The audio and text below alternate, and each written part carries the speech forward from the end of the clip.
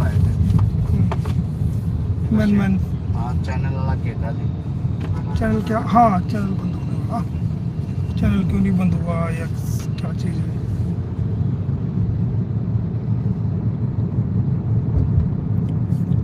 दोस्तों सभी को नमस्कार, प्रणाम, सत श्री अकाल, गुड इवनिंग, अस्सलाम वालेकुम। कैसे हैं आप सभी लोग? उम्मीद करता हूँ आप सभी लोग अच्छे होंगे। और कल मुझे लाइव आना था लेकिन नहीं आ सका किसी कारणवश, क्योंकि कल मैं दिल्ली में बुरी तरीके से जो है वो एक जाम में फंसा हुआ था, क्योंकि बारिश बड़ी तेज हुई है कल दिल्ली में। आसपास के एरिया में भी काफ़ी बारिश हुई है, एनसीआर में। और एनसीआर में बारिश होने की वजह से काफ़ी सड़कों पे पानी भर गया था। तो करीब मैं सुबह के 4:30 बजे तक जो है वो जाम में फंसा रहा। 10:30 से करीब 10 सवा 10 बजे से जब मैंने आपको लिखा था कि भाई मैं नहीं आ पाऊंगा, तो करीब 4:30 बजे तक जो है वो जाम का शिकार में रहा। तो इसलिए नहीं मैं लाइव आ सका। उसके लिए मैं आपसे माजरत चाहता हूँ, आपसे इस बात की खेद व्यक्त करता हूँ कि मैं कल दिए हुए टाइम पे लाइव नहीं आ सका। तो दोस्तों आप जुड़ जाओ, जब तक मैं आपके कमेंट्स पढ़ लेता हूँ उसके बाद मैं अपनी बात आपके सामने रखूँगा।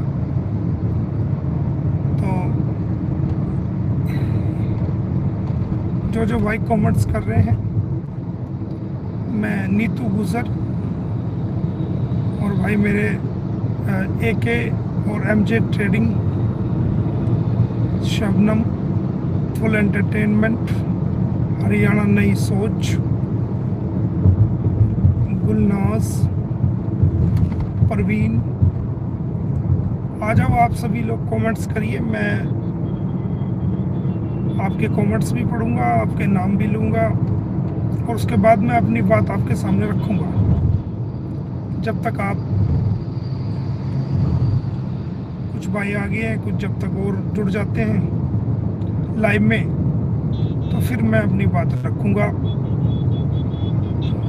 कुछ बातें ऐसी हैं जो आपके सामने रखना बहुत ज़रूरी है और जिनका आपको पता लगना भी बहुत ज़रूरी है। तो जब तक आप कमेंट करिए। परमीला, माया, मोनू, गुड्डी ब्लॉक, श्रुति सिंह, पूजा, सीमा, शबनम, पूनम, रेशमा, पायल, परमीला, सुनीता, इरम, उषा गुप्ता, बबली गोस्वामी, सुनीता, इमराना, आ जाओ सभी लोग। जब तक फिर आपसे अपनी बात हम रखेंगे सभी भाइयों के सामने, सभी बहनों के सामने। उम्मीद करता हूँ कि मेरी आवाज़ भी आपको ठीक आ रही होगी, क्योंकि अब मैं गला मेरा 90% मान के चलोगे ठीक है, लेकिन ज़्यादा समय बोल पाने की वजह से फिर वही पानी खुश्की लगनी शुरू हो जाती है, बार बार फिर पानी पड़ता है बीच बीच में। तो आप सभी आ जाओ। मुझे भी इंतज़ार था कि मैं आप सभी के सामने आऊं, अपनी बात रखूं, लेकिन कुछ हेल्थ इश्यूज इंसान के साथ लगे रहते हैं, खासकर गले में आदमी फिर अगर किसी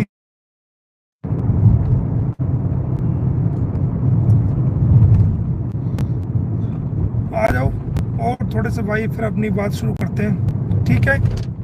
काफ़ी भाई आगे हैं तो अपनी बात शुरू करते हैं। तो दोस्तों थोड़े से कमेंट पढ़ के फिर मैं अपनी बात रखता हूँ। जो भाइयों की कमेंट्स हैं। रवि, नीतू गुजर, सुनीता। आज क्योंकि मैं सफ़र में हूँ तो शायद नाम लेने मुश्किल हो जाएंगे, लेकिन हाँ, जो आप कमेंट्स कर रहे हैं, जो मुझे लाइव के बाद भी कमेंट्स मिलेंगे तो मैं उनको पढ़ूंगा ज़रूर। आज मैं अपनी सभी भाइयों के जो भी लिख रहे हैं सभी के नाम मैं लेता हूँ एक साथ।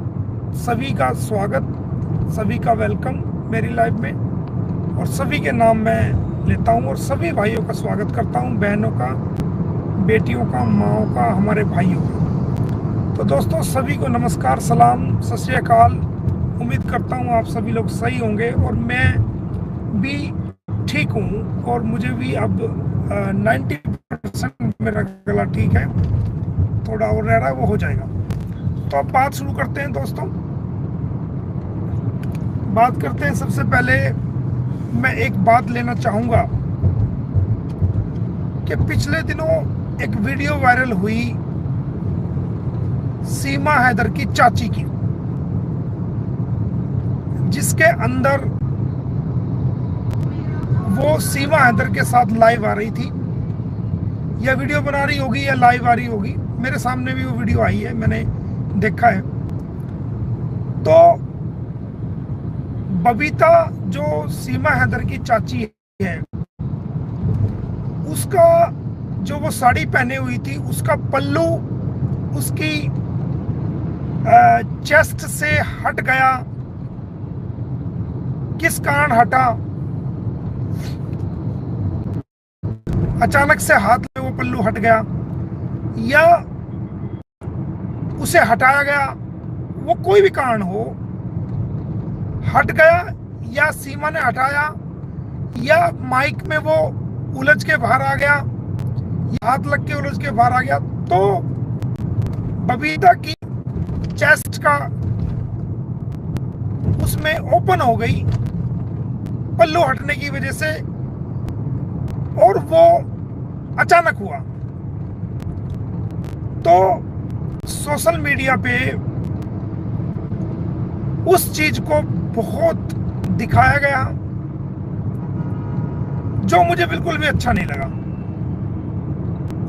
हालांकि मेरी सीमा हैदर के साथ मेरे मुकदमे हैं, और वो बबीता जो है वो उसके परिवार की है, उसकी चाची है, उनसे भी मुकदमे हैं। उसका अभी तक नाम नहीं है, लेकिन आने वाले समय में जो हमने केस फाइल किया उसमें उसका नाम है। बेशक मुकदमे हों उनके हमारे साथ, और मुकदमे हम अपनी कार्रवाई कर रहे हैं। दोनों पक्षों की बहस होगी, गवाही होगी, और उसके बाद कोर्ट का फैसला दोनों पक्षों की दलील सुनने के बाद आएगा। हम जीतेंगे या वो जीतेंगे, वो एक कोर्ट के न्यायालय का सम्मान है, और न्यायालय की जुडिशियस जो हमारी प्रोसेस है उसका एक पार्ट है। लेकिन दोस्तों देखिए, बेशक हमारे बबीता के परिवार और सीमा से मुकदमे हों, लेकिन अगर उसने जाने अनजाने में वो पल्लू हटा या हटाया, हम उस बात को मैं नहीं चाहते कि वो हट गया या हटाया, वो कैसे भी हो, वो हट गया, बहरहाल वो हट गया। उसके चेस्ट के सीन जूम करके जो वीडियो चली या चलाई गई, वो हमें शोभा नहीं देती। मुझे बहुत बुरा लगा इस बात का। देखिए, समाज में हमारी भी बहन बेटियां हैं, सब लोग हैं, बट वो बेशक हमारी दुश्मन है, कानूनी दुश्मन है, कोई दिक्कत नहीं। हम कानून से लड़ रहे हैं, हम कोई बंदूकों से नहीं लड़ रहे, कोई छुरे तलवारों से नहीं लड़ रहे, हम कानून से लड़ रहे हैं। हमारे सभ्यता, भारत की संस्कृति इस बात की इजाजत नहीं देती कि हम किसी भी महिला का, चाहे वो दुश्मन परिवार की बहन हो, बेटी हो, माँ हो, कोई भी हो, उसकी इज्जत को उछाले, ये हमें शोभा नहीं देता। एक तो ये बात मुझे अपनी बात रखनी थी। बाकी जिसके अलग अलग विचार हो सकते हैं हर इंसान के, किसी का विचार कुछ हो सकता है, किसी का कुछ हो सकता है, बट मैं अपने विचार बता रहा हूं कि मुझे बिल्कुल भी अच्छा नहीं लगा कि बबीता के चेस्ट के सीन को जो क्रिएट करके बार बार मीडिया, सोशल मीडिया पे दिखाया गया, और एक हिंदुस्तान की है वो, कोई दिक्कत नहीं है, हमारी दुश्मन है, हम तो कहते हैं हमारी कानूनी दुश्मन है, बट वो हिंदुस्तान की है। और अगर वो हिंदुस्तान की भी ना होती, वो दुनिया के किसी भी देश की होती। यहां तक कि मैं कहता हूं कि अगर वो सीमा हैदर भी होती और सीमा हैदर का भी पल्ला हट जाता और उसके ब्रेस्ट या उसकी चेस्ट दिखाई देते, तो हमें ये शोभा नहीं देता कि हम उनको मीडिया में इस तरह दिखाएं कि उसकी को जो ना एक महिला को शर्मसार किया जाए या उसकी इज्जत रहे, चाहे वो सीमा भी होती बबीता की जगह। मैं इस बात का भी समर्थन नहीं करता कि अगर सीमा हैदर भी कभी अगर साड़ी से पल्ला वो खुद हटा देती या खुद हट जाता या ठीक करते हुए हट जाता और उसकी चेस्ट का या उसके ब्रेस्ट का कोई पार्ट कोई दिखाई दे देता और हम उसको मीडिया में या यूट्यूब पे उसको गंदे तरीके से उछालते, तो दोस्तों वो भी हमारी भारतीय सभ्यता का कोई हिस्सा नहीं है। ठीक है, हमारी लड़ाई है, हम लड़ रहे हैं, कानून से लड़ रहे हैं और इसको जेल भी करा के रहेंगे, इसमें कोई भी शक नहीं है कि हम सीमा हैदर को हर कीमत पे जेल कराएंगे। वो हमारा हक है, वो हमारा भारत का कानून है, वो हमें भारत की कानून की इजाजत देता। पानी दे यार, खोल के दे।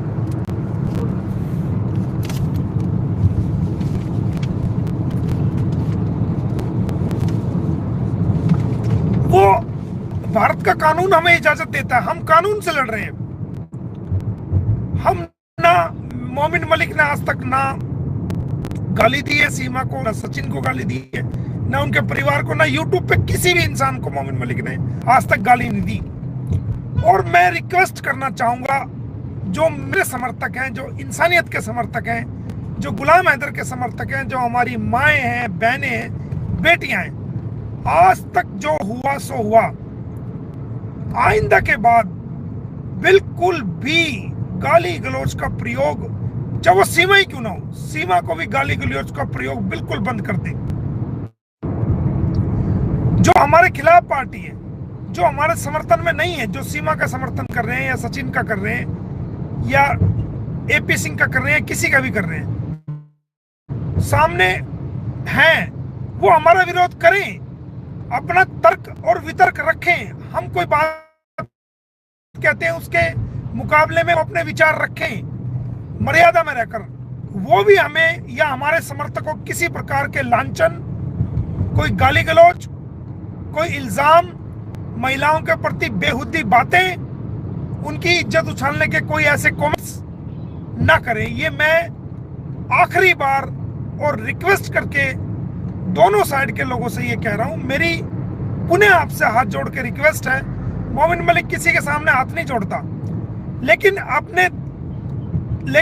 बहनों की, बेटियों की और महिलाओं की इज्जत के लिए मैं आज अपने समर्थकों से हाथ जोड़ता हूं और जो हमारे खिलाफ पार्टी है उनसे भी हाथ जोड़ के अपील करता हूं कि हमारे दोनों पार्टियां एक दूसरे के महिलाओं के प्रति खासकर अब शब्दों का प्रयोग ना करें, गंदे थंबनेल ना लगाएं, गंदे ब्लेम ना लगाएं और उनको बदनाम करने की कोशिश ना करें। चाहे वो हमारे खिलाफ हो, कोई दिक्कत नहीं, वो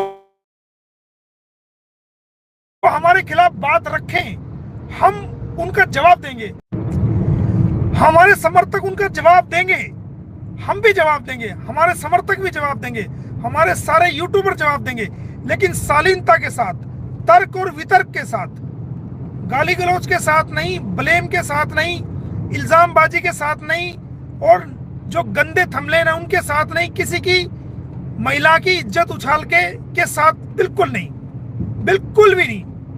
तो मेरी पुनः आज मैं अपनी दोनों जो हमारी पार्टियां हैं, जो हमारे खिलाफ पार्टी है या हमारे समर्थन में पार्टी है, उनसे हाथ जोड़ के रिक्वेस्ट करना चाहता हूं कि आज तक जो हुआ सो हुआ, आइंदा के बाद इस गंदगी को सोशल मीडिया और सोशल साइट से खत्म कर दिया जाए और अपनी बात रखें, कोई दिक्कत नहीं, पैनल बनाएं, उन पर डिस्कशन करें, बच्चों के बारे में डिस्कशन करें, सीमा के बारे में डिस्कशन करें, उसकी जो कमी है उसको बताएं, वो कुछ गलत बोलती है उसका विरोध करें।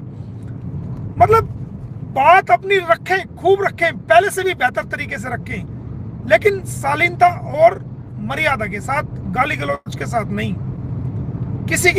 किसी की नंगे शरीर को दिखा के नहीं। हमें ऐसे जीतनी चाहिए जिसमें कि महिला को हम नंगी दिखा करके और जीत हासिल करें। मोमिन मलिक को ऐसी जीत नहीं चाहिए। मोमिन मलिक को जीत चाहिए सम्मान के साथ, मोमिन मलिक के समर्थकों को जीत चाहिए सम्मान के साथ, हमारी संस्कृति के साथ।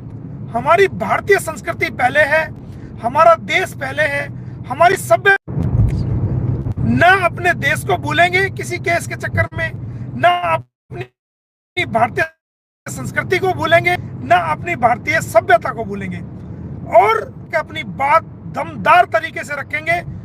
कोर्ट के अंदर भी दमदार तरीके से रखेंगे, समाज के अंदर भी दमदार तरीके से रखेंगे, सरकार के सामने भी दमदार तरीके से रखेंगे, और सीमा हैदर और उसके समर्थकों के सामने भी हम अपनी आवाज को और अपनी रिप्लाई को और अपनी बात को दमदार तरीके से रखेंगे। ये तो हुई एक बात। इसके अलावा जो दूसरा सवाल है, क्या था अभी बताओ? हाँ, एक और मैं आपके सामने रिक्वेस्ट करना चाहूंगा कि एक और वीडियो मेरे सामने आई जिसके अंदर सीमा हैदर के बच्चे वहीं खेल रहे थे और वो एक बेटी भी वहां खेल रही थी। किसी वजह से वो बेटी खेलते खेलते उसने अपनी लेग्स ऊपर करी और उसका फ्रॉक नीचे हो गया, तो वो बच्ची अंडरगारमेंट्स नहीं पहने हुई थी। उस चीज का भी बड़ा मीडिया के अंदर और वीडियो बना करके हा हुल्ला हुआ। तो मैं इस बात की भी निंदा करता हूं और साथ साथ सीमा हैदर को शर्म दिलाता हूं कि सीमा हैदर, तू इतनी बड़ी अपने आप को यूट्यूबर बनती है, इतनी बड़ी समझदार बनती है, तेरे को अकल नहीं छोटी बच्चियों को कैसे रखा जाता है, तेरे को तमीज नहीं कि कैसे बच्चियों को ढक ओढ़ पैर के रखा जाता है। तुझे इस बात की तमीज नहीं कि छोटी बच्चियां कभी भी अंडरगारमेंट्स के बगैर नहीं रखनी चाहिए। तेरे को शर्म आनी चाहिए। तेरी वजह से अगर तू ये लापरवाही ना करती तो तेरी वजह से ये वीडियो वायरल ना होती और तेरी वजह से उन बच्चों पे उंगली ना उठती और तेरी वजह से जो है ना ये वीडियो ना बनती और वो समाज के अंदर डिस्कशन का या मेरे गलत कहने का या ठीक कहने का वो मौका मुझे ना मिलता। तो तुझे इतनी तक अकल नहीं, तुझे भी इतनी तमीज होनी चाहिए कि अपने बच्चों को तू सुबह उठाती होगी, खाना खिलाती होगी, उसको नहलाती होगी, उसको कपड़े पहनाती होगी, फिर तेरी अकल कहाँ चली गई थी? तुझे उन बच्चों को प्रॉपर ड्रेस पहनानी चाहिए। तूने ऐसा मौका क्यों दिया कि लोग उंगली उठाएं? इसकी जिम्मेदार तू खुद है। समाज को तो मौका चाहिए, समाज को मौका चाहिए और समाज तलकी के तू रूप में भी और तुझे सबक सिखाने के रूप में भी अपनी बात रख सकता है। समाज का अपना अलग अलग सोच के लोग हैं, लेकिन तूने ऐसा मौका क्यों दिया? मैं इसके लिए तुझे जिम्मेदार ठहराता हूं। अगर तेरे पास किसी चीज की कमी है, तेरे पास पैसे की कमी है, कोई और बात है, तो कोई दिक्कत नहीं, मैं गुलाम हैदर का वकील हूं। अगर तुझे कोई परेशानी है, तुझे पैसे की दिक्कत है, तुझे किसी और चीज की दिक्कत है, तो तू किसी को भी मत कह, तू मेरे को मैसेज कर दे। मैं ना मीडिया में बताऊं, ना मैं गुलाम हैदर को बताऊं, मैं किसी को भी नहीं बताऊंगा। तुझे बच्चों के लिए किसी भी चीज की जरूरत है मेरे को बता, मैं ढेर के ढेर तेरे को भेजने के लिए तैयार हूं। वे बच्चे, वे मासूम बच्चे हैं और गुलाम हैदर मेरा क्लाइंट है और वो गुलाम हैदर उनका बायोलॉजिकल फादर है, तो वो बच्चों से मैं भी प्यार करता हूं। ऐसा नहीं है, मैं उन बच्चों के लिए लड़ाई लड़ रहा हूं। मेरे दिल में भी उन बच्चों के लिए हमदर्दी है, मेरे दिल में भी उन बच्चों के लिए फिक्र है और मैं भी उन बच्चों को अपने बच्चों के समान मानता हूं। अगर उनको कोई कमी बेसी तुझे आती है, कोई तेरे पास पैसे नहीं है, ये कोई नाक का मसला नहीं, कोई इज्जत का मसला नहीं, कोई रेपुटेशन का मसला नहीं कि मैं मोमिन मलिक को कहूंगी तो मेरी बेइज्जती हो जाएगी।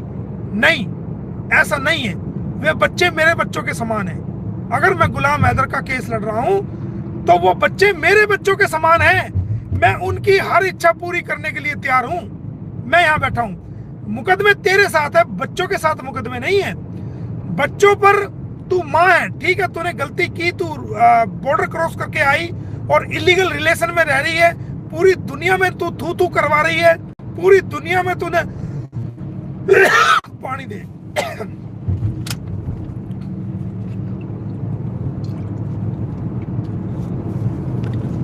पूरी दुनिया में तूने अपने नाम की मिट्टी को पलीत कर लिया, वह अलग बात है। तेरे साथ मुकदमे लगे हुए हैं। लेकिन अगर तेरे बच्चों को कोई कमी है, मुझे पता है कल तू वीडियो बनाएगी, कहेगी देखो हमारे पास सब कुछ है, हम खुद कर लेंगे, ये कर लेंगे, वो तुझे करना है। मुझे पता है तू इस चीज को करेगी कल वीडियो बना करके। लेकिन मैं ये सब तुझे नीचा दिखाने के लिए नहीं कर रहा। मैं ये सब इसलिए कह रहा हूं कि बच्ची छोटी बच्ची है, छोटे बच्चे हैं, और गुलाम हैदर का मैं वकील हूं। मेरे लिए मेरे बच्चों के समान वो बच्चे हैं। अगर उनको कोई कमी होती है तो आप निसंकोच, अगर आप खुद भी मैसेज ना करो तो किसी भी व्यक्ति से आप मुझे मैसेज करवाओ।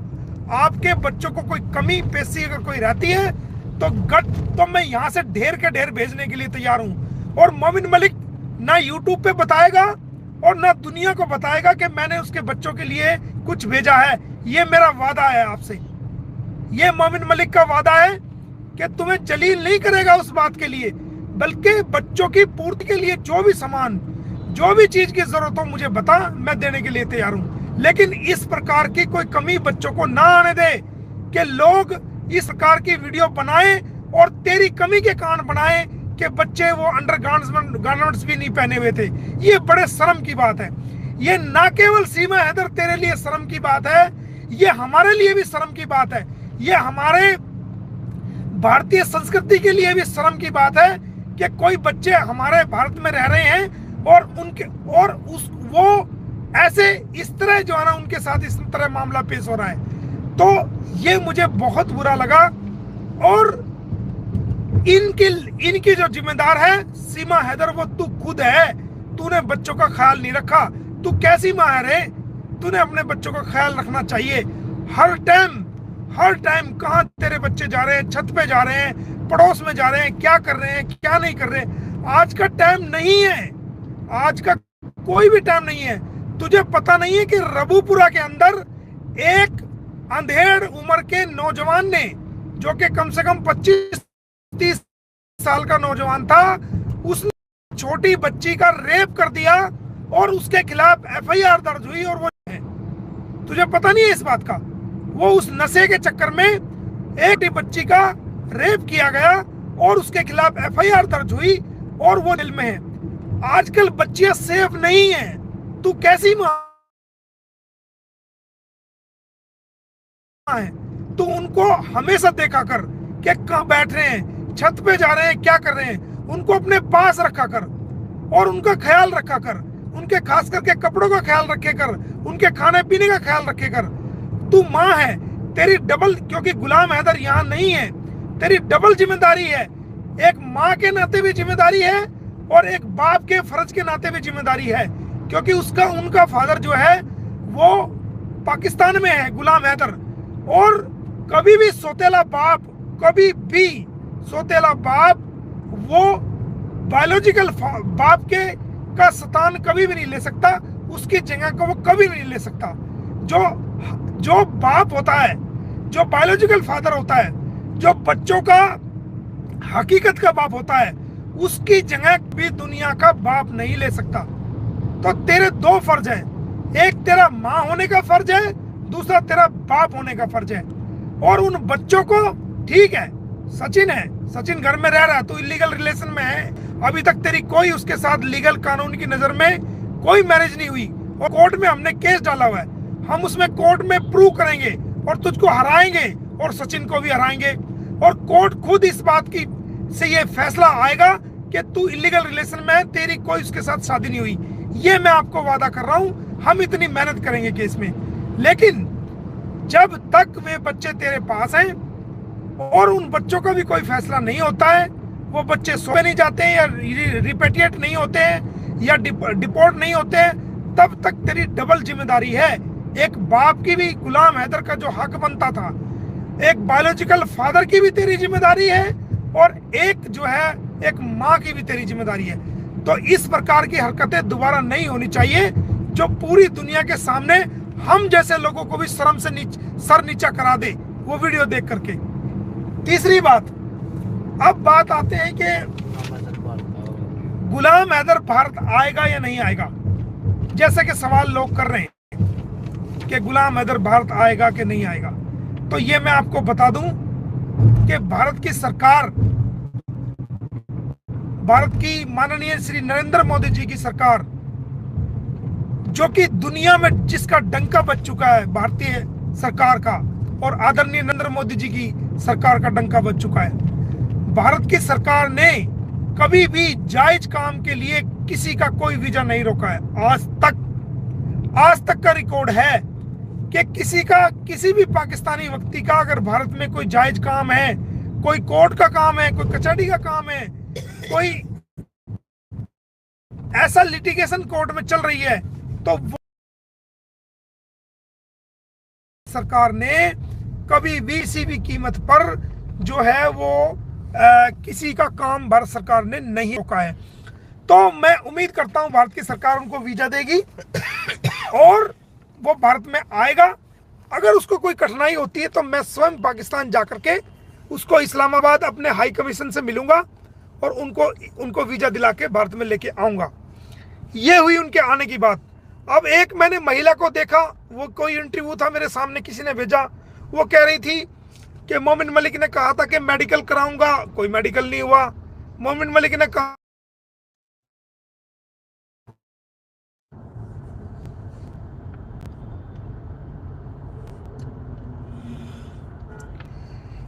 कि जब हमने ऑनरेबल न्यायालय में ये पेटिशन लगाई कि गुलाम हैदर के बच्चों को, गुलाम हैदर को दिखाया जाए, उनकी बातचीत की जाए, वो पेटिशन की कॉपी मैं आपको दिखाऊंगा।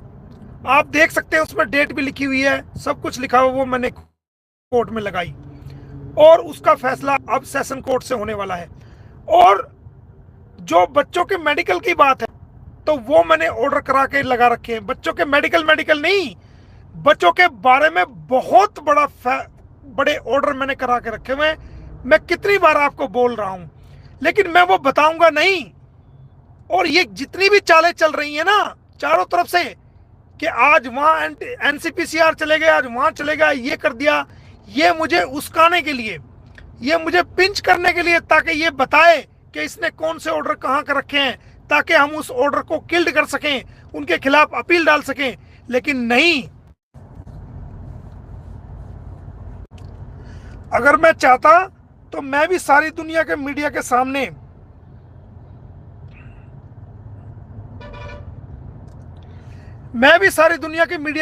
आकर के वाह लूट सकता था। मैं एक मिनट में इंटरव्यू लेने के लिए तैयार रहते हैं। मैं भी उन तमाम जो है हम उनको इंटरव्यू वालों को इंटरव्यू दे के बता सकता था कि ये ऑर्डर पास हो गए हैं और इसमें बच्चों के बारे में इतने बड़े ऑर्डर हुए हैं कि उत्तर प्रदेश सरकार भी उत्तर प्रदेश सरकार को भी उसमें ऑर्डर जा चुके हैं और बड़े लेवल पर उसमें काम हो रहा है। मैं भी ये बता सकता था, लेकिन मैंने नहीं बताया। क्यों नहीं बताया? क्योंकि मैंने इसीलिए नहीं बताया कि जब काम हो जाएगा सारी दुनिया आप देखेगी, सारे जो है ना चैनल अपना पीछे पीछे फिरेंगे कि ये क्या हुआ। तो दोस्तों वो काम भी मैंने कर रखा है। अब बात करते हैं फरीदाबाद वाले केस में कि आज फरीदाबाद वाला जो केस था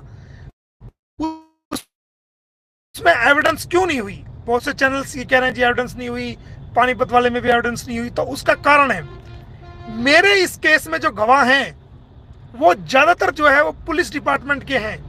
3 एसएचओ हैं जो गवाह हैं, बल्लभगढ़ सदर, बल्लभगढ़ सिटी और आदर्श नगर। ये 3 एसएचओ गवाह हैं। इनके जो सबॉर्डिनेट्स हैं वो गवाह हैं। जो आईओ हैं केस के वो गवाह हैं, वो सारी की सारी पुलिस, जैसा आपको पता है कि कावड़ का समय चल रहा है, कल जल चढ़ जाएगा कल।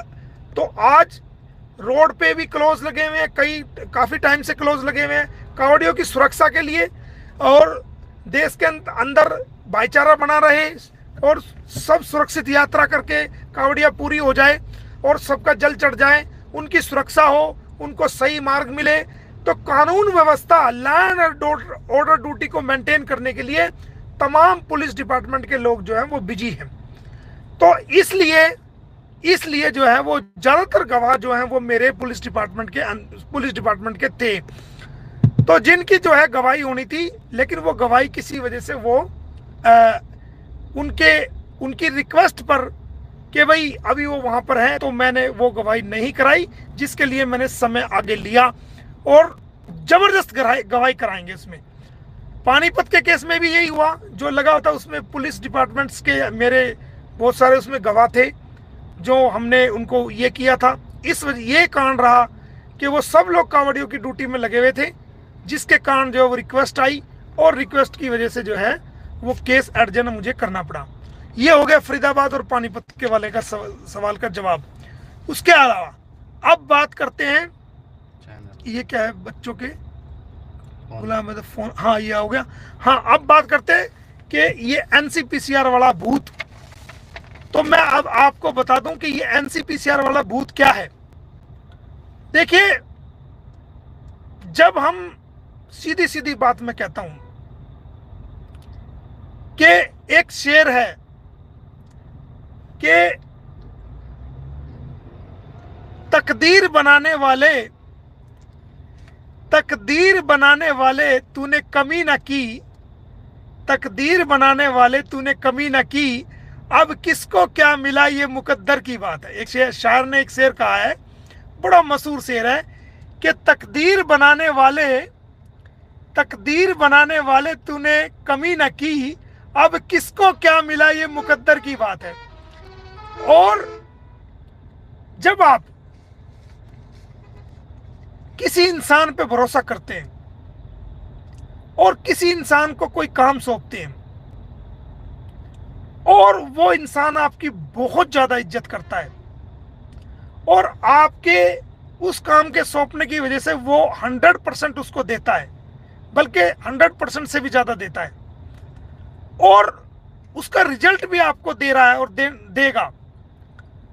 और फिर जब हम उस इंसान को काम सौंप दे और उसके बाद अगर हम उस इंसान को काम सौंपने के बाद कोई ऐसे अनजान व्यक्ति को, जिसको हम जानते भी नहीं, जिसको हम पहचानते भी नहीं, उससे संपर्क करें या वो हमसे संपर्क करे और हम उसको बिना वेरीफाई किए हम उसकी बात को एक इंसानियत के नाते सुन ले और अच्छा मान करके कि भाई किसी तरह बच्चे का भला हो जाए, किसी तरह बच्चों का भला हो जाए, वो बच्चे लौट आए, वो उसकी बात को सुन ले, तो और उसको पता ना हो कि जिससे वो बात कर रहे हैं वो लोग दूसरी पार्टी के लोग हैं, तो वहां पर कहीं ना कहीं जो है वो गुमराही की वजह से, पूरी बात का पता ना होने की वजह से कई बार जो है वहां पर हमें इस चीज को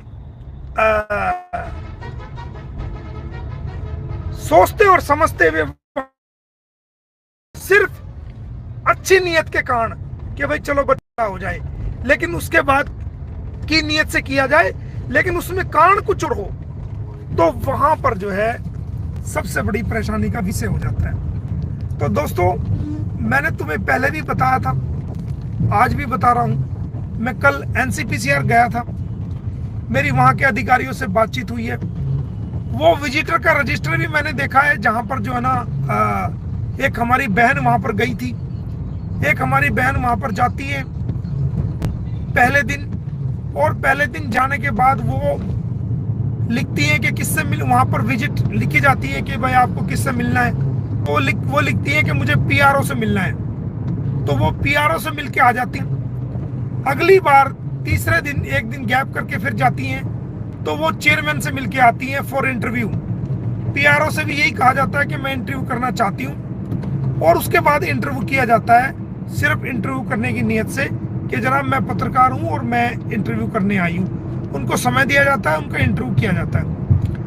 अब एनसीपीसीआर में क्या हुआ, हमने उसका कंप्लेंट का पता किया कि जो अंसार वर्णी ट्रस्ट द्वारा भेजी गई थी, और उसके अंदर हमें पता चला, उन्होंने अधिकारियों ने बताया, मैंने उनको अपना परिचय दिया तो उन्होंने अच्छे से डील किया और उन्होंने बताया जी हमने उस एनसीपीसीआर के कंप्लेंट पर किसी प्रकार का कोई एक्शन नहीं लिया है और हमारी ज्यूरिडिक्शन से बाहर है।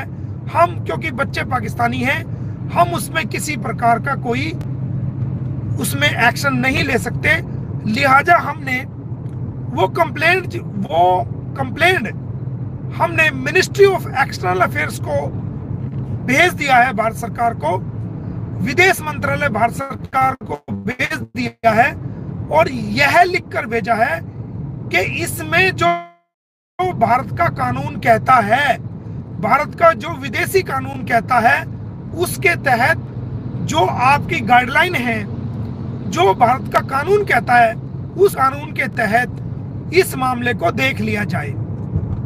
ये कह करके उस कंप्लेंट को क्लोज कर दिया गया है और आज के दिन एनसीपीसीआर में कोई भी कंप्लेंट पे किसी प्रकार का कोई काम नहीं चल रहा है और वो क्लोज हो चुकी है।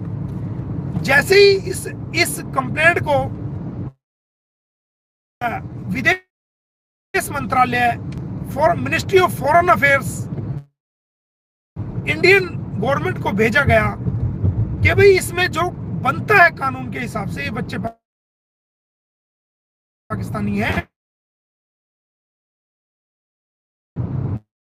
बात अमल में लाई जाए।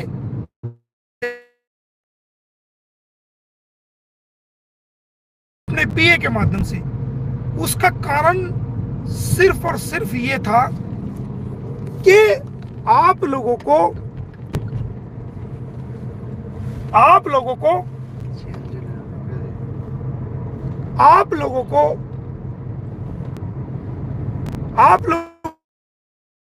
सही जानकारी मिल सके, कोई गलत बात या झूठी बात वो ना फैल सके, कोई गुमराही की बात ना फैल सके और ऑफिशियल जानकारी आपको मिल सके, कानूनी जानकारी जो हकीकत में हो रही है, पूरे देश को बल्कि पूरे विश्व को, पूरी दुनिया को वो जानकारी मिल सके। एनसीपीसीआर, मैं अपना आधिकारिक बयान आपको दे रहा हूं। मैं खुद वहां पर ऑफिस में गया, अधिकारियों से बात हुई और ये मेरा ऑफिशियल बयान है। कोई भी टीम एनसीपीसीआर की सीमा हैदर के घर ना गई है, ना ऐसी कोई टीम गठित की गई है और ना ही वो सीमा हैदर के घर रेड मारने के लिए वहां पर गई है। एनसीपीसीआर की कोई टीम भारत सरकार के अंडर जो, और ये जो अफवाहें चली है ये बिल्कुल झूठ है, बेबुनियाद है, कोई टीम वहां पर नहीं गई है। दूसरी बात, कुछ लोग, क्योंकि कंप्लेंट हमने मंत्रालय को, हमने उत्तर प्रदेश सरकार को, हमने जांच एजेंसीज को, हमने डीएम गौतम बुद्ध नगर को, एसएसपी गौतम बुद्ध नगर को, कमिश्नर ऑफ पुलिस को हमने पहले बहुत सारी कंप्लेंट की हुई है, जिन पर जांच चल रही है, जिन पर सीआईडी के माध्यम से भी जांच चल रही है, जिन पर पुलिस के माध्यम से भी उन पे काम हो रहा है। उन कंप्लेंटों को लेकर के हो सकता है कोई अधिकारी वो वहां गए हों, उन्होंने अपनी बात को रखा हो या कोई ऐसी बात उनको समझाई हो या उनको डांट लगाई हो कि आप ऐसा ना करें, जिससे जो है वो सरकार बदनाम हो रही है। क्योंकि वो बार बार कह रही थी कि मोदी जी की शरण में आई हूं, बार बार कह रही थी कि मैं योगी जी की शरण में आ रही हूं, सरकार को बदनाम करने की कोशिश कर रही थी, हमारे माननीय नेताओं को बदनाम करने की कोशिश कर रही थी। हो सकता है जो वो कंप्लेंट चली हो उसमें कोई ना कोई अधिकारी वहां गए हों, लेकिन ये मेरा ऑफिशियल बयान आपको है, ऑफिशियल मेरी स्टेटमेंट है कि एनसीपीसीआर की कोई भी टीम सीमा हैदर के घर नहीं गई और ना ही उन्होंने वहां पर छापा मारा है। बल्कि जो एनसीपीसीआर में जो कंप्लेंट दी गई थी वो कंप्लेंट क्लोज हो चुकी है, और ये कह करके कंप्लेंट क्लोज हो चुकी है कि हमने भारत के विदेश मंत्रालय को ये कंप्लेंट भेज दी है और हमारा क्षेत्राधिकार नहीं है, हमारी ज्यूरिडिक्शन नहीं है। जो कानून भारतीय विदेशी कानून है उसके तहत कानूनी कार्रवाई, उसके तहत कार्रवाई की जाए। यानी कि एनसीपीसीआर का चैप्टर क्लोज हो चुका है। और मैं आपको बता दूं दोस्तों कि अंसार बरनी ट्रस्ट और जो भी वहां पर चाइल्ड वेलफेयर के लिए जो काम करते हैं जो लोग, उसमें एक लड़की भी है और बहुत से लोग भी हैं, भारत में भी बहुत से लोग चाइल्ड वेलफेयर के लिए काम करते हैं। उन्होंने उन सब के दिमाग में, तमाम यूट्यूबरों के दिमाग में, चाहे वो पाकिस्तान के हों, चाहे वो भारत के हों, चाहे दुनिया के कोई भी लोग हों, सबके दिमाग में सिर्फ एक ही जल्दी मची हुई है और एक ही बात बसी हुई है, किसी भी तरीके से ये बच्चे गुलाम हैदर को मिल जाए जल्दी से जल्दी। हर इंसान, कोई लाइव के माध्यम से, कोई कमेंट के माध्यम से, और कोई पोस्ट को शेयर करने के माध्यम से, हर इंसान किसी न किसी रूप में, कैसे न कैसे वो इन बच्चों को चाहता है कि उसके फादर को मिले। तो वो लोग अपनी तरफ से कोशिश करते रहते हैं। तो जो एनसीपीसीआर में जो ये कंप्लेंट गई, ये भी उनकी तरफ से एक कोशिश थी कि किसी तरह बच्चों का भला हो जाए और किसी तरह ये बच्चे वापस आ जाएं। इसी सोच को लेकर के ये कंप्लेंट उन्होंने फाइल की थी। हो सकता है मेरे से बात करने का उनको मौका ना मिला हो जब ये कंप्लेंट दी गई हो सकता है कि मैं कहीं बिजी हूं, मेरे से संपर्क ना किया गया हो, या हो सकता है वो फाइल करने से पहले मुझे चेक ना कराई गई हो, ताकि कोई इसके अंदर ऐसी बात ना लिखी जाए जिससे हमें जो हमने केस लगाए हैं उसमें हमें कोई नुकसान हो। लेकिन ये एक अच्छे विचार के साथ, अच्छी सोच के साथ ये कंप्लेंट दी गई थी कि किसी तरह बच्चों का भला हो जाए, और वो यहां पर पहुंची थी। अगर मेरे से संपर्क हो जाता या भेजने से पहले वो थोड़ा सा मैं उसको देख लेता, तो हो सकता है मैं इस कंप्लेंट को रोक देता। क्योंकि जब मामला सब जुडिस होता है, जब मामला कोर्ट में पेंडिंग होता है, तब ना कोई सरकार, चाहे वो किसी की भी सरकार है, ना कोई शासन, ना कोई प्रशासन, ना कोई एडमिनिस्ट्रेशन किसी प्रकार का कोई फैसला या किसी प्रकार का कोई स्टेप नहीं ले सकता जब तक कि कोर्ट का फैसला ना आ जाए।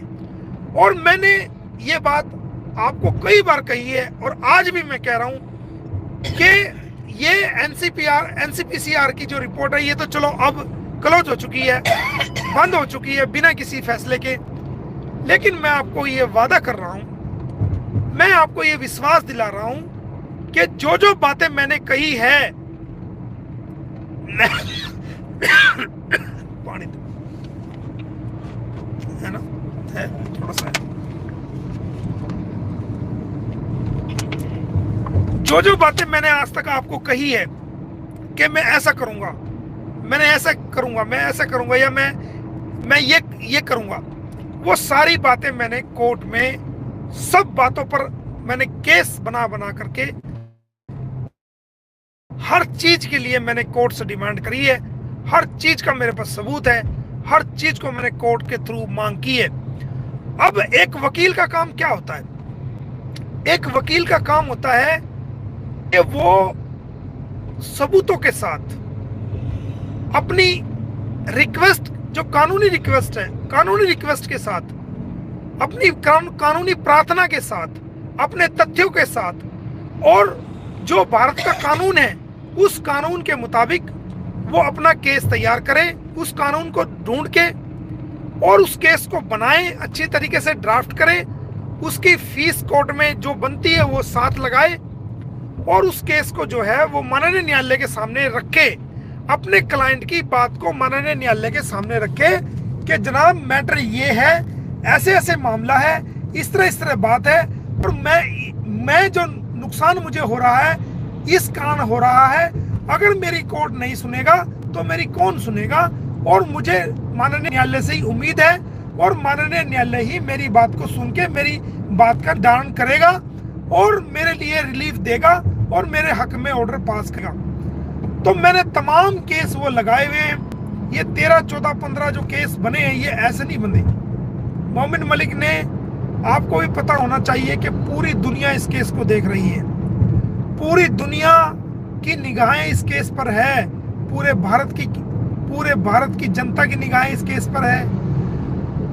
भारत के अलावा कितनी कंट्रीज के लोग इस केस को देखते हैं। कहीं हांगकांग से मुझे फोन आते हैं, कहीं अमेरिका से फोन आते, यूएसए से फोन आते हैं, कनाडा से फोन आते हैं, और यहाँ तक के पता नहीं नेपाल से फोन आते हैं, भूटान से, पता नहीं श्रीलंका से, पाकिस्तान के तो आते ही आते हैं, और पता नहीं कहाँ कहाँ से फोन आते हैं। इतनी दुनिया इस केस को देख रही है, तो आपको ये सब समझना चाहिए कि ऐसी जिम्मेदारी और ऐसी रिस्पॉन्सिबिलिटी का जो मैंने केस लिया है, जिसमें मुझे जवाबदेही सबको करना पड़ रहा है, तो क्या मैं ऐसे जिम्मेदारी का केस लेने के बाद कोई लापरवाही ऐसी कर सकता हूं जिससे मेरे इंटरनेशनल छवि पे दाग पड़े, या मेरी छवि पे कोई उंगली उठाने का किसी को मौका मिले, या कोई वकील ये कहे कि इसमें लापरवाही बरती गई है, या कोई भारत की जनता, भारत की बहनें, माएं, बेटियां इस बात को कहें कि मोमिन मलिक ने अपनी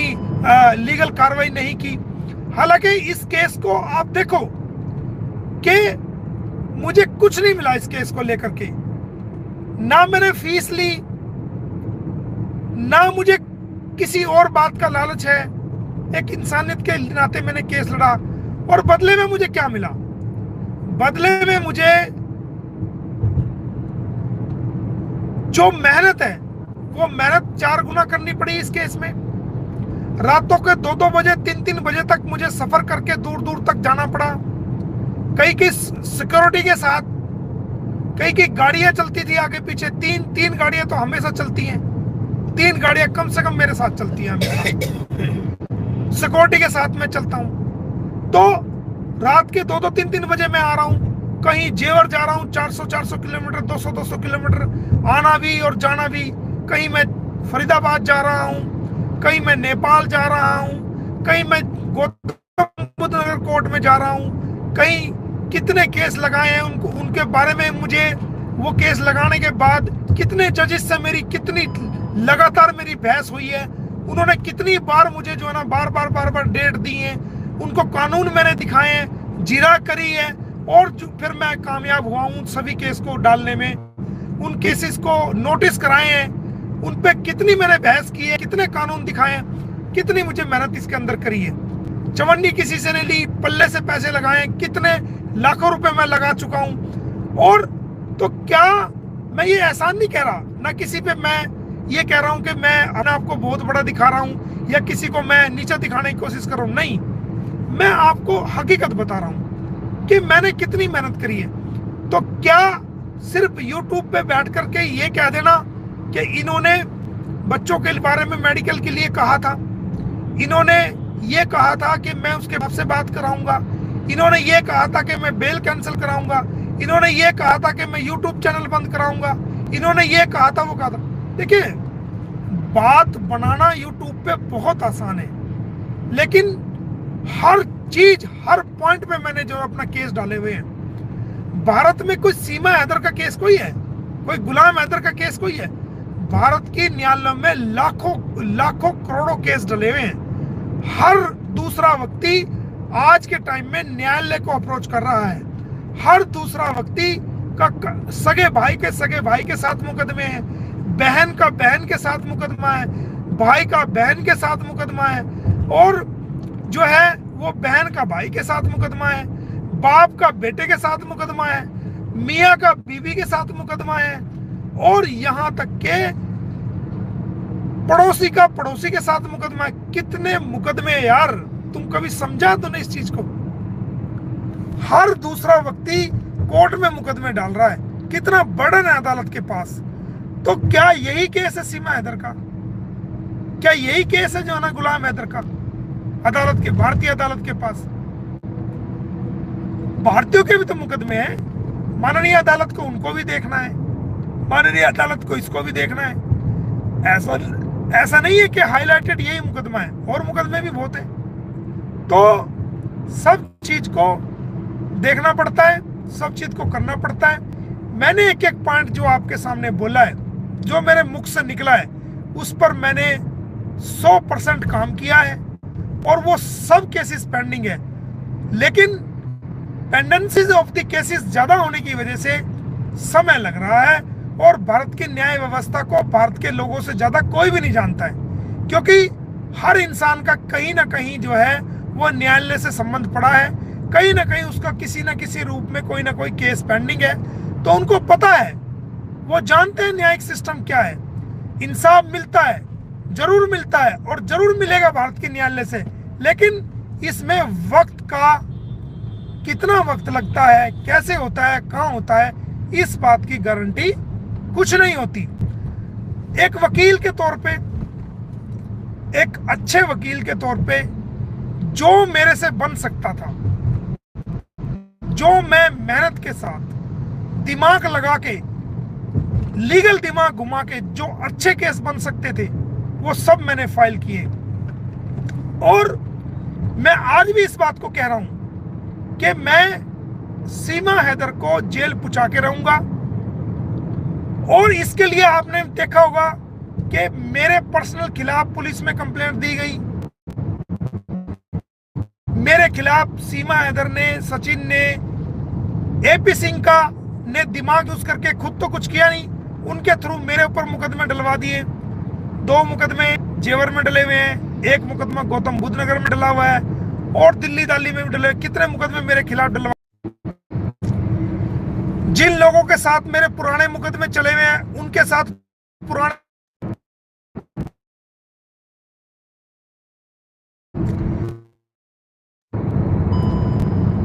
मेरे पुराने जो मुकदमे थे, जो प्रॉपर्टी डिस्प्यूट जो चले हुए थे, जो नकली और फर्जी प्रॉपर्टी निकली, उनके जो मुकदमे निकले हुए थे, चले हुए थे, वो लोग जाके सीमा हैदर से मिल लिए, एपी सिंह से मिल लिए, और इनका एक ग्रुप इकट्ठा हो गया। इन लोगों ने कितना मुझे बदनाम करने की कोशिश नहीं की। 2021, 22, 23 के डॉक्यूमेंट निकाल के, और जो मेरे खिलाफ कंप्लेंट है बार काउंसिल में की गई, वो सारी दिखा करके, और पता नहीं क्या क्या इन्होंने साजिश नहीं रची, क्या क्या चालें नहीं चली। लेकिन मोमिन मलिक ने सब कुछ सहा, बार काउंसिल की कंप्लेंट को भी सह रहा हूं। और पिछले दिनों एक ऑर्डर मेरे खिलाफ हुआ, उस ऑर्डर को भी हमने सहा। उस ऑर्डर को, जो पुराना ऑर्डर था, उस ऑर्डर को हमने माननीय न्यायालय में आके चैलेंज किया। तो पर्सनल कितने अटैक हुए, कितनी बदनाम करने की कोशिश की गई कि इसका लाइसेंस कैंसिल हो गया, इसका ये हो गया, इसको घर बिठा दिया, और इससे तो क्रिमिनल है, इस पे एफआईआर है, ये तो घर हड़पता है, ये तो ये करता है। यहां तक कि मुझे यहां तक कहा गया कि इसका संबंध आतंकवादियों से। अगर हमारा संबंध आतंकवादियों से होता तो हम कोर्ट में फाइल लेते हैं क्या? कभी कोई आतंकवादी संबंध वाला या आतंकवादी कोर्ट में फाइल लेकर आता है कि जनाब मैं ये केस लगाने आया हूं? हम कानून से लड़ रहे हैं, हम सिस्टम से लड़ रहे हैं, और एक दिन हमारी जीत होगी। और क्या ये लोग जिंदा रहते अगर हम आतंकवादी होते? तो हमें आतंकवादी कहा गया, हम पे ये इल्जाम लगाए गए कि इसके पास हवाला का पैसा आ रहा है, इसके पास दूसरी कंट्री से पैसा आ रहा है। क्या क्या इल्जाम हम पे नहीं लगाए गए? दोस्तों, आपने देखा होगा, आपने सुना भी होगा कितने इल्जाम हम पे लगाए गए। यानी हमने अगर गुलाम हैदर का केस इंसानियत के नाते पकड़ लिया, उन बच्चों की डिमांड कर दी, सीमा हैदर के खिलाफ कानूनी कार्रवाई कर दी, एपी सिंह के खिलाफ कानूनी कार्रवाई कर दी, या हमने सचिन के खिलाफ कानूनी कार्रवाई कर दी, उस मैरिज को हमने दुनिया के सामने पर्दाफाश कर दिया, दुनिया के सामने इनकी हकीकत को ले आए, तो हम दुश्मन हो गए। हम जो है कितना हमें बदनाम किया गया। आप देखो ना, एक वकील को जिसकी अंतरराष्ट्रीय छवि हो, जिसका मान सम्मान हो, जिसकी लोग जो है इतने रिस्पेक्ट करते हो, उस व्यक्ति के बारे में सोशल मीडिया पे क्या नहीं बोला गया? सीमा हैदर ने मेरे खिलाफ क्या जहर नहीं उगला? जो मेरे पुराने दुश्मन थे वो बार काउंसिल के डॉक्यूमेंट ले जाकर के उनको सीमा हैदर को दिए, एफआईआर निकाल के दी। तमाम डॉक्यूमेंट जिनको हमने कोर्ट में चैलेंज किया हुआ है, जिनका कोई महत्व नहीं है, जो झूठे और फर्जी शिकायतों के आधार पर जो ना काम वो हुए हैं, वो ले जा के सीमा हैदर को दिए। हमें कितना नाम किया गया, लेकिन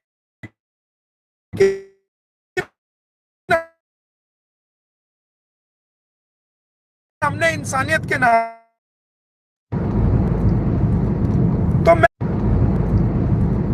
तो मैं आपको दोस्तों यही कह रहा हूं कि अगर मेरी जगह कोई और कितना मैंने सहा है, कैसे कैसे इल्जाम सहे हैं, मेरी रेपुटेशन को किस प्रकार जो है पूरी दुनिया के सामने वो तोड़ने की मरोड़ने की कोशिश की गई है, लांछन लगाए गए हैं, झूठी झूठी बात फैला रहे हैं, अब भी फैला रहे हैं और आगे भी पता नहीं क्या क्या फैलाएंगे। तो ये सब कुछ मैंने सहा है। ये सब कुछ मैंने क्यों सहा है? किसी लालच में नहीं सहा। इंसान इज्जत गिरता है, और जब उसको पूरी दुनिया में जलील करने की कोशिश की जाए तो क्या करेगा? तो दोस्तों, मैंने ये सिर्फ इसलिए सहा है इंसानियत के लिए, ताकि इंसानियत जिंदा हो, ताकि हम लोग इस इंसानियत के केस को सिरे चढ़ा सकें। इसीलिए तो इतना सब कुछ सहा है। पर्सनल अटैक भी सहे हैं, इल्जाम भी सहे हैं, पुराने दुश्मन जो खड़े हो गए हैं वो एपी सिंह से इन लोगों से मिलकर साजिशें रच रहे हैं, तो रचने दो। एक को भी नहीं मैं छोड़ता, एक को भी। जिस इंसान ने मेरे तो दोस्तों, जिस इंसान ने मुझे बदनाम करने की कोशिश की है, चाहे वो डॉक्टर एपी सिंह हो, सचिन मीना हो, सीमा हैदर हो, या और जो पुराने दुश्मन हो, कोई भी हो जो कानूनी दुश्मन है, ऐसी दुश्मनी नहीं किसी से, जो पुराने दुश्मन है, वो कोई भी हो जिन्होंने मुझे बदनाम करने की कोशिश की है, उन लोगों को, एक भी व्यक्ति को कानूनी रूप से मैं छोड़ने वाला नहीं हूं। उन सब के खिलाफ मैंने कानूनी कार्रवाई की है। आप यहां से अंदाजा लगा सकते हो कि जब डॉक्टर एपी सिंह, वो एक माननीय वकील है, अपने आप को माननीय वकील वो कहते हैं, मैं तो नहीं मानता उनको, लेकिन वो माननीय वकील कहते हैं अपने आप को।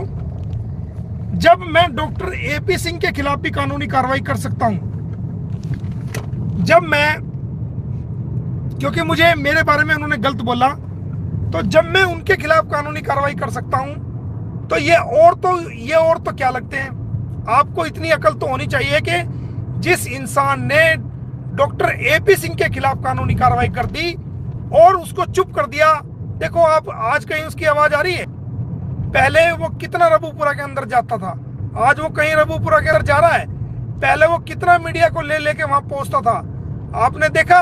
अभी वो मीडिया को लेके जा रहा है वहां, अब वो रबूपुरा में नहीं जाता। सीमा हैदर बच्चों का हवाला देती है जब वो मुश्किल से गया है, ना वो रबूपुरा में जाता, ना वो मीडिया को लेके जाता, और ना ही वो कोई ऐसे बयान आप मीडिया में दे रहे हैं। तो चलो, सुबह का भूला शाम तक भी आ जाए वकील भाई, हम तो ये कहते हैं, कोई दिक्कत नहीं है। और जब मैंने एपी सिंह के खिलाफ कानूनी कार्रवाई कर दी, तो वो लोग तो कौन है जो मुझे बदनाम करने की कोशिश में लगे हुए हैं, जो उल्टा सीधा बोलते हैं या सोशल मीडिया पे गलत प्रचार प्रसार कर रहे हैं, वो कहां बच जाएंगे? सुनूंगा नहीं, कानूनी रूप से ऐसा लपेटे में लूंगा कि नानी याद दिला दूंगा, छूंगा एक को भी नहीं। ध्यान रखना इस बात का। तो दोस्तों, ये बताओ कि इतना सहने के बाद, इतने पर्सनल अटैक, इतने इल्जाम लगाए गए, इतने कीचड़ उछाले गए, पर्सनल मेरे ऊपर मुकदमे डले गए, कोई दिक्कत नहीं, मैं देख लूंगा। इतना होने के बाद भी अगर मैंने इंसानियत के केस को नहीं छोड़ा, तो वो क्या वजह है? तो जब मैं इतना सह रहा हूं, तो क्या मैं कोई लापरवाही कर सकता हूं? जो बात मैंने कही है कि बच्चों को मिलवाने वाली बात, वो भी मैंने केस डाला हुआ है।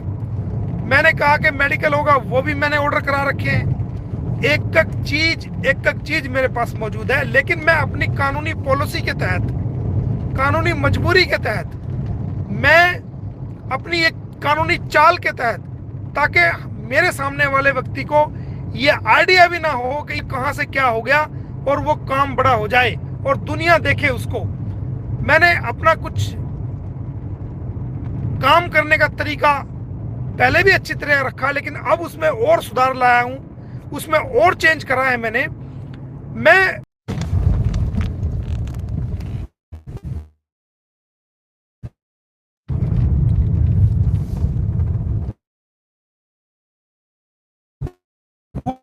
बता दे ताकि ये कानूनी कार्रवाई करता रहा हूं। मैं आपके सामने सिर्फ वही बातें रखूंगा जो सच्चाई होगी।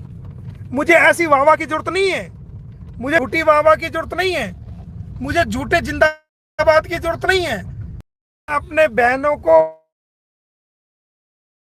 भाइयों को, देशवासियों की, और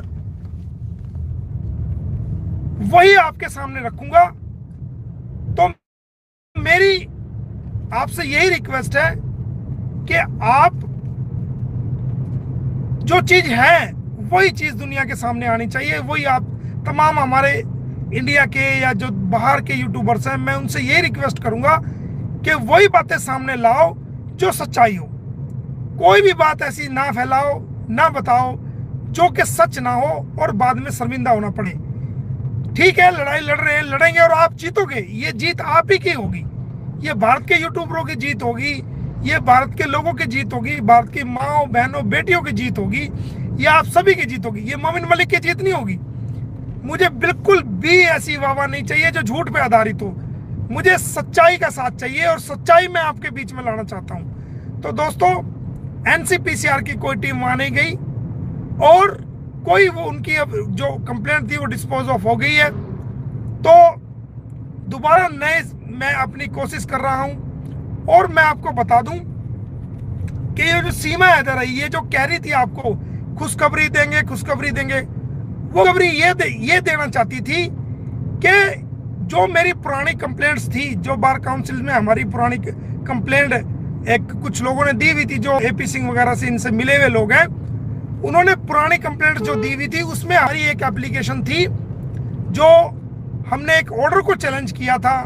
वो एप्लीकेशन को मिली भगत करके, पैसे चढ़ा के और जान पहचान का फायदा उठा करके वो हमारी एक एप्लीकेशन जो मेरे मामले में थी, वो एक एप्लीकेशन डिसमिस हो गई है। और एक एप्लीकेशन में एक्स पार्टी ऑर्डर हुआ है, जो कि एक्स पार्टी ऑर्डर मेरी वकालत के बारे में जो कंप्लेंट की गई थी उस केस में एक्स पार्टी ऑर्डर हुआ है। उस एक्स पार्टी ऑर्डर को हमने आगे कोर्ट में चैलेंज कर दिया है। तो ये अनपढ़ लोग हैं, जाहिल लोग हैं, कानून का पता नहीं है। होता है ए बताते हैं बी, होता है जेड बताएंगे सी, मतलब इसको भी तोड़ मरोड़ करके आपके सामने ऐसे लाएंगे, पता नहीं क्या हुआ हो गया। अरे भाई, हम वकील हैं, रोज वकील हारता है, रोज वकील जीतता है, रोज वकील हारता है। हमारा जीवन ही वकालत में चला जाता है। हम कानून को जानते हैं, हम कानून के मुताबिक ही कार्य करते हैं। हम ना घबराते हैं ना डरते हैं। हम आपकी हर बात का मुकाबला करेंगे, कर रहे हैं और आगे भी करेंगे, लेकिन झूठ को ना फैलाया है और ना फैलने देंगे।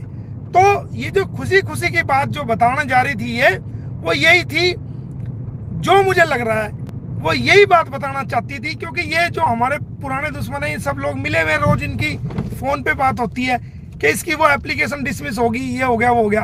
तो उसको हमें आइडिया था, हमें पता था कि जो अधिकारी बैठा हुआ है वो रिश्वत, वो जो है ना क्या कर सकता है, वो किससे मिल सकता है, वो सारी हम इंक्वायरी करवा रहे हैं। और उसके लिए हमने जो भी कानूनी कार्रवाई बनती थी हमने आगे कर दी है। कोई दिक्कत नहीं है, हम खड़े हैं। हम गुलाम हैदर के पावर ऑफ अटॉर्नी होल्डर हैं। और पावर ऑफ अटॉर्नी होल्डर एक आम इंसान भी कोई होता है, वो भी उसके लड़ सकता है, कोई आम इंसान। हम लड़ रहे हैं, लड़ेंगे और इस इंसानियत के काम को करके देंगे। किसी साथी को, भाइयों को, कोई किसी की बहकावे में, गलतफहमी में आने की जरूरत नहीं है। एनसीपीसीआर का मामला हमने आपके सामने क्लियर कर दिया है। बस आपसे मेरी एक रिक्वेस्ट है, ज्यादा नहीं, टाइम भी काफी हो गया, मेरी बस आपसे एक रिक्वेस्ट है कि आप मर्यादा में रह करके, सभ्यता में रह करके अपनी बात रखो और गाली गलौज का एक दूसरे के प्रति, चाहे वो हमारे खिलाफ भी क्यों ना हो, और वो दूसरी पार्टी भी हमारे किसी साथी, हमारी बहन, माँ बेटियों को कोई गाली ना दे, कोई बदतमीजी ना करे। मेरे फंस गया ना भाई, मैं बता रहा हूं, अगर आज तो मैं हाथ जोड़ के अपील कर रहा हूं दोनों पार्टी को, कोई मेरे फंस गया ना, जो मेरी रिक्वेस्ट करने के बाद भी अगर किसी बहन की इज्जत उतारी, चाहे वो कोई भी हो, वो हमारे खिलाफ क्यों ना हो, वो भी महिला है, अगर किसी महिला की सोशल मीडिया पे इज्जत उतारी तो मैं बख्शूंगा नहीं भाई, मैं पर्सनल लूंगा उसको, वो मैं ऐसे लूंगा जैसे मोमिन मलिक की इज्जत उतार दी हो। अगर मेरे भारत की किसी की भी, या भारत के अलावा किसी भी महिला की इज्जत उतारी, तो वो मेरे लिए ऐसा है जैसे मेरे खुद के जो है ना, मेरी इज्जत उतार दी हो, जैसे मेरे कपड़े उतार दी हो। मैं अपनी भारत की बहनों और माओ की इज्जत नहीं उतरने दूंगा। ठीक है, हमारे में बहन भाई में भी तकरार हो जाती है, मुकदमे हो जाते हैं, कोई दिक्कत नहीं। और मैं अंत में ये भी अपील करना चाहूंगा कि सीमा हैदर की पूरी दुनिया में इतनी बेइज्जती हो चुकी है, इतनी बेइज्जती हो चुकी है कि आप इसको कुछ मर्जी कहो या ना कहो, उसके ऊपर कोई भी असर होने वाला नहीं है। जो इंसान पूरी दुनिया में जलील हो चुका हो, पूरी दुनिया में बदनाम हो चुका हो, उसको आप जो मर्जी करते रहो, उस पर कोई असर पड़ने वाला नहीं है। तो लिहाजा आप गालियां सीमा को भी मत दें, मैं तो यही कहूंगा, अपनी बात रखें, उसका विरोध करें, तर्क और वितर्क से विरोध करें, आप उसको भी गालियां देना बंद कर दें। मैं तो यही कहूंगा, ये हमारे भारत की संस्कृति ना थी, ना है, ना आगे होगी कि हम जो है किसी का गालियों को लेकर के कोई गालियां दें या इस तरह की कोई बात कहें। अपनी बात रखेंगे, भारतीय संस्कृति के मुताबिक रखेंगे, भारतीय सभ्यता के मुताबिक रखेंगे और न्यायालय में रखेंगे, मजबूती से रखेंगे अपना पक्ष, और हम एक दिन जीतेंगे। तो इन्हीं शब्दों के साथ मैं पुनः आप दोनों पार्टियों से ये अपील करना चाहूंगा। और कुछ रह गया इसमें? चैनल रह गया। हाँ, एक बात और रहेगी चैनल वाली, कि जी चैनल नहीं इसका उड़ा, चैनल नहीं उड़ा। तो देखें, मैंने जो कोर्ट में केस डाला था वो इसीलिए डाला था, उसके अंदर मैंने इसके तमाम चैनल को लिखा था कि ये जो चैनल यूज कर रही है वो सेक्शन 11A का वायलेशन है फॉरेन एक्ट का, इन तमाम चैनलों को जो है डिलीट किया जाए और इसको सोशल मीडिया यूज करने से रोका जाए। माननीय न्यायालय ने यूट्यूब को नोटिस जारी किया, फेसबुक को, इंस्टा को, सीमा को भी नोटिस जारी किया और जो है उनको पेश होने के लिए कहा। तो इस मामले में यूट्यूब पेश हुआ, तो यूट्यूब ने समय मांगा, समय मांगने के बाद वो अपना रिप्लाई देंगे, और यूट्यूब ने तमाम वो वीडियो जो मेरे खिलाफ इसने बकवास करी थी, झूठे एलिगेशंस लगाए थे, वो इसको रिमूव कर दिए। अगर ये अब मेरे खिलाफ कोई बकवास करती है या कुछ लिखती है, मुझे बदनाम करने की कोशिश करती है, इसने 2 तारीख को ये ऑर्डर पास हुए थे, 2 तारीख के बाद भी जो है वीडियो बना करके मुझे बदनाम करने की और नकल उतारने की कोशिश की थी।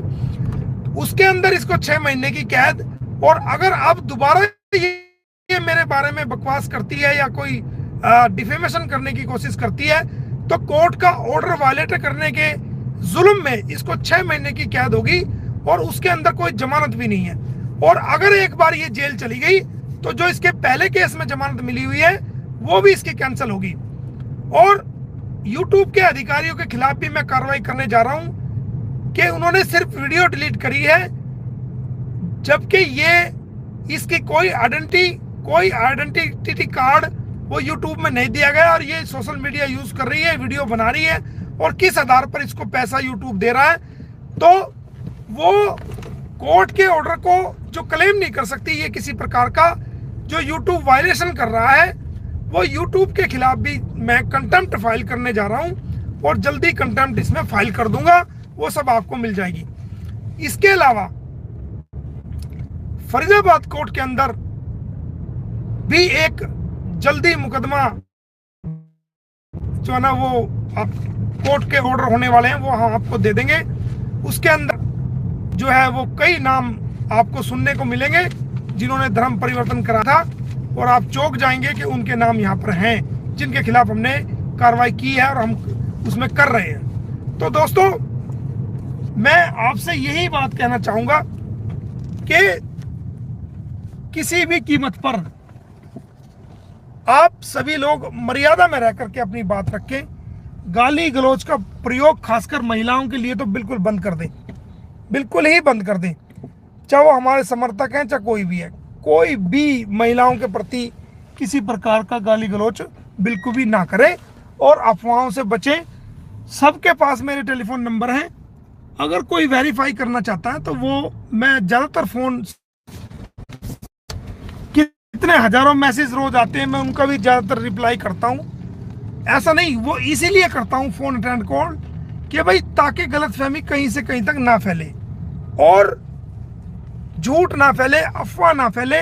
और इसका मैं जवाब भी इसीलिए देता हूँ कि ताकि जो है वो गलतफहमी ना फैले, झूठ ना फैले, अफवाह ना फैले और ताकि जो है वो सही बात, सही जानकारी लोगों को मिले। तो जो भी अब तक हमसे जाने अनजाने में अब तक भूल हुई है, चाहे वो बच्चों के सिलसिले में हुई है, चाहे वो बबीता के सिलसिले में हुई है या कुछ भी बात हुई है, वो हम सभी मिलके, हम सभी यूट्यूबर्स, चाहे हमारे खिलाफ भी है, वो हमारे सब भारतीय हैं, हम भी भारत के दुनिया के लोग हैं, उनका जवाब देंगे, मजबूत जवाब देंगे, जी तोड़ जवाब देंगे। लेकिन हम अपनी भारतीय संस्कृति को खराब नहीं होने देंगे, हम भारतीय एकता और अखंडता को खराब नहीं होने देंगे और कोई काम ऐसा नहीं करेंगे कि जिससे हमारे भारतीय संस्कृति को या हमारी भारत की जो है वो किसी बात को लेकर के कोई ऐसी बदनामगी का या कोई ऐसा मौका मिले। तो दोस्तों, कुछ बातें, हाँ, एक बेल कैंसलेशन वाली भी रह गई कि मेरे से सवाल किए जा रहे हैं कि जी बेल कैंसलेशन क्यों नहीं हुई। तो दोस्तों, मैं आपको बता दूं कि अगर मैं, हेमंत से भी सवाल किए जाते हैं कि हेमंत जी आप बेल कैंसिल कराइए, बेल कैंसिल कराइए। देखिए, हेमंत अब की पावर से बाहर है, अब हेमंत बेल कैंसिल नहीं करा सकते। क्यों नहीं करा सकते? उसका रीज़न है, उसका रीज़न ये है कि सीमा हैदर ने अपना वकील बदल लिया है और वो अब कैंसलेशन ऑफ बेल अब नहीं दे सकते। हाँ, वो इस आधार पर कैंसलेशन ऑफ बेल लगा सकते हैं कि जब मैंने बेल लगाई थी तो उस वक्त जो है मुझे सीमा हैदर, नेत्रपाल और सचिन ने फर्जी डॉक्यूमेंट दिए और ये बताया कि ये गुलाम हैदर की वाइफ है और फर्जी डॉक्यूमेंट के आधार पर जो है ना इन्होंने अपने आप को पेश किया। तो वो सपोर्टिंग डॉक्यूमेंट दे सकते हैं, वो न्यायालय को बता सकते हैं, वो न्यायालय के ऊपर बात है, वो माने या ना माने। लेकिन बेल कैंसलेशन का अधिकार सिर्फ मुझे है, मैं उसके अंदर आप डायरेक्ट पार्टी हूँ क्योंकि वो एफआईआर स्टेट की तरफ से दर्ज हुई है, पुलिस की तरफ से दर्ज हुई है। लेकिन मेरे वहाँ पर आने की वजह से मैं उसके अंदर डायरेक्ट पार्टी बन गया हूँ। बेल कैंसलेशन का राइट मुझे है और मैंने अभी तक वो नहीं लगाई है।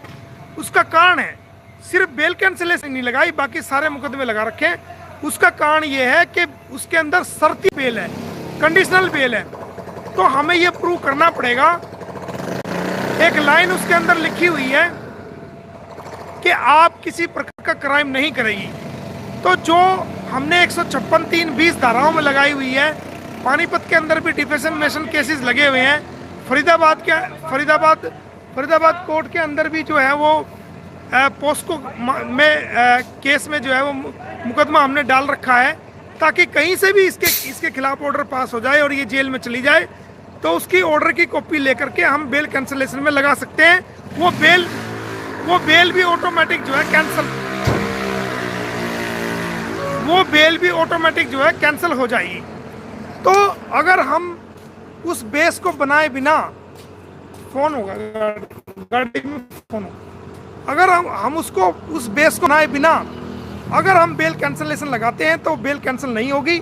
और एक बार अगर बेल कैंसलेशन नहीं होती है तो फिर वो हाई कोर्ट तक भी बेल कैंसिल नहीं होती, सुप्रीम कोर्ट जाना पड़ता है। तो इसलिए हमने उसके ग्राउंड को पूरा करने के लिए हमने जीत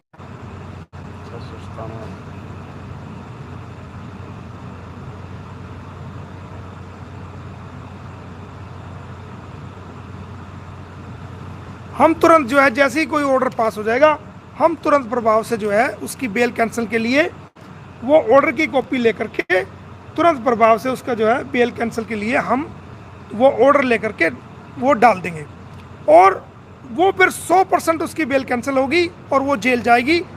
उसको कोई माई का लाल नहीं बचा पाएगा, चाहे वो कितना भी बड़ा धुंधर वकील हो, चाहे कुछ भी हो। कितने हो भाई? 600। अच्छा,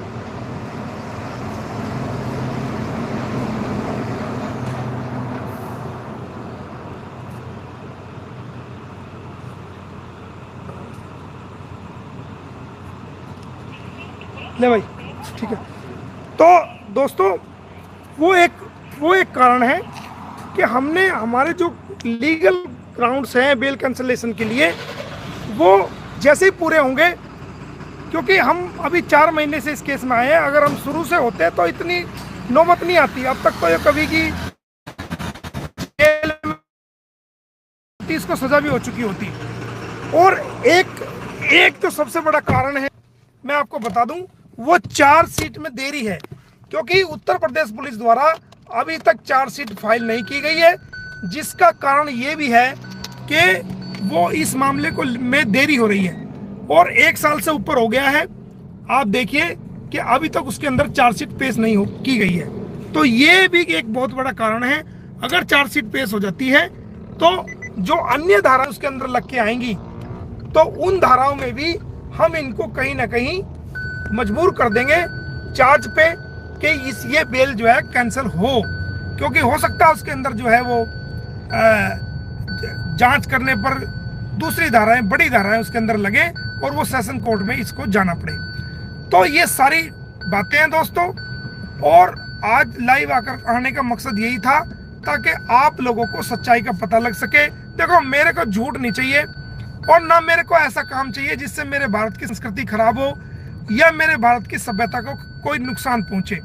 तो दोस्तों, हम एक नई शुरुआत के साथ सभी यूट्यूबर्स, चाहे वो इंडिया के हैं चाहे वो भारत के हैं, सभी यूट्यूबर्स, सभी इंसानियत के मानने वाले एक नए सिरे से, एक जो अब तक हुआ सो हुआ, एक नए सिरे से हम सीमा हैदर का पुरजोर विरोध करेंगे, तर्क और तर्क के साथ, और उसके बच्चों को गुलाम हैदर को दिलवाने की पूरी कोशिश करेंगे, बिना गाली गलौच, बिना गंदे थंबनेल लगाए और बिना किसी महिला की इज्जत को तार तार किए, चाहे वो हमारे खिलाफ हो चाहे वो हमारे हक में हो। इस बात से हमें कोई फर्क नहीं पड़ता। तो ठीक है दोस्तों, मैं भी काफी लंबे सफर में हूँ, अभी भी नहीं पहुंच पा रहा हूँ, काम इतना होता है, क्या करें। तो आने वाले समय में मैं आपको बता दूं, कुछ लोग और कीचड़ उछालने की कोशिश करेंगे। किसी वक्त को भी कोई डाउट है तो वो मेरा फोन नंबर सबके पास है, वो मेरे से बात कर सकता है। हाँ, हम बख्शेंगे एक को भी नहीं, ये मोमिन मलिक का वादा है। अगर नाक से चने नहीं चबवा दिए तो मैं अपने बाप की औलाद नहीं। आने वाले समय में अगर मैंने इनको, जितने भी लोग जिनका हम मुकाबला कर रहे हैं कानूनी रूप से, अगर खून के आंसू ना रुला दिया, इनको नाकों में चने ना चबा दिए, तो मोमिन मलिक भी अपने बाप की औलाद नहीं। ये आपको वादा है। मरते दम तक भी जो है ना, इन लोगों को बख्शूंगा नहीं। इनको ऐसा कानूनी मजा चखाऊंगा कि इनको नानी याद आ जाएगी, इनको पता लग जाएगा कि सच क्या है और झूठ क्या है। ये लड़ाई सत्य की लड़ाई है और ये लड़ाई झूठ की लड़ाई है। ये इंसानियत की लड़ाई है और दोस्तों ये हैवानियत की लड़ाई है, ये झूठ की लड़ाई है और ये सच की लड़ाई है। तो इसमें आप सभी लड़ रहे हैं, मैं अकेला नहीं हूं, आप सब लोग हैं और मैं मजबूती से लड़ रहा हूं। और मैं आपको ये वादा करता हूं कि ना मैं झुकूंगा, ना मैं बिकूंगा और ना मैं किसी से डरूंगा।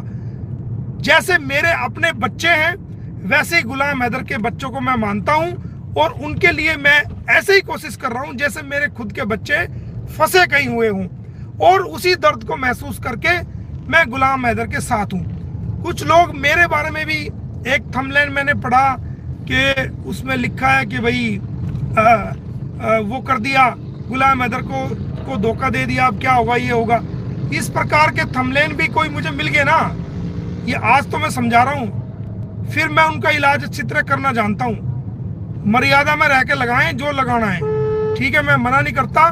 जो खिलाफ पार्टी है वो भी लगाएं, कोई दिक्कत नहीं, लेकिन मर्यादा में रहकर। झूठे थंबनेल इस तरह ना लगाएं जिससे जो है वो केस को इफेक्ट हो।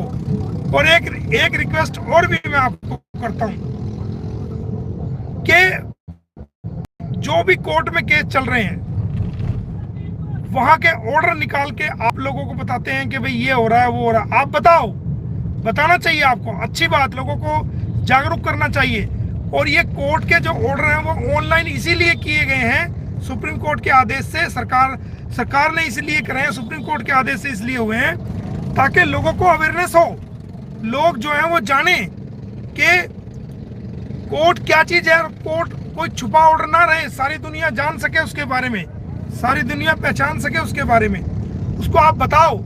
लेकिन क्लैरिफाई ऐसे ना करो कि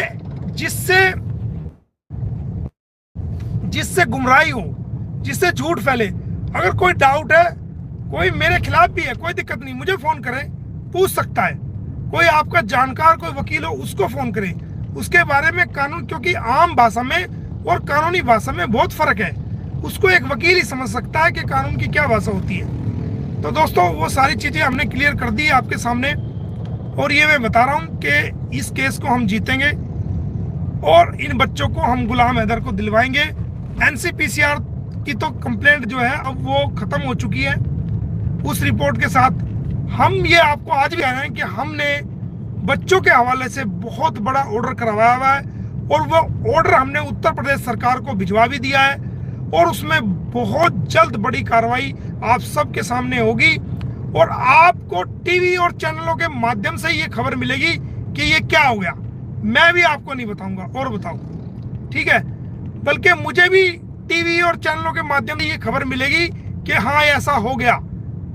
ये भी मुझे खुद भी शायद पता ना हो इस बारे में कि हाँ कब ये ऑर्डर जो है वो एग्जीक्यूट हो गए हैं और उन ऑर्डर पे अमल दरामद हो गया है। तो दोस्तों जो कोशिश हम कर सकते थे हम कर रहे हैं, जो कोशिश यूट्यूबर कर सकते थे वो कर रहे हैं, जो कोशिश जितने भी इंसानियत के मानने वाले थे वो कर सकते थे वो कर रहे हैं, जो कोशिश अंसार वर्नी साहब या साहिद भाई हैं या हमारे काका भाई हैं या हमारी आस्था माँ हैं, आस्था बहन जी हैं, और हमारे जो दूसरे चैनल्स हैं चाहे हमारे खिलाफ भी हैं, वो मुद्दे को गर्म तो रखे हुए हैं, वो मुद्दे पे चर्चा तो कर रहे हैं। हम सभी लोग हैं उसके अंदर, हारना जीतना बड़ी बात नहीं, लेकिन इंसानियत को ना हमें भूलना चाहिए, ना इंसानियत को हमारे दुश्मनों को भूलना चाहिए जो हमारे कानूनी दुश्मन है।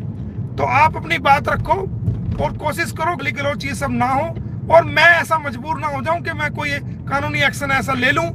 और अगर तो सबके लिए बराबर है तो कई बार तो वो देखने के बाद जो उसको जज करते हैं हम कि इसके अंदर क्या कानूनी लिखा हुआ है, वो भी उसको जज करने वाले भी जो वकील लोग होते हैं वो भी चक्री काट जाए कि यार इतना बुरा कैसे फंस गया ये।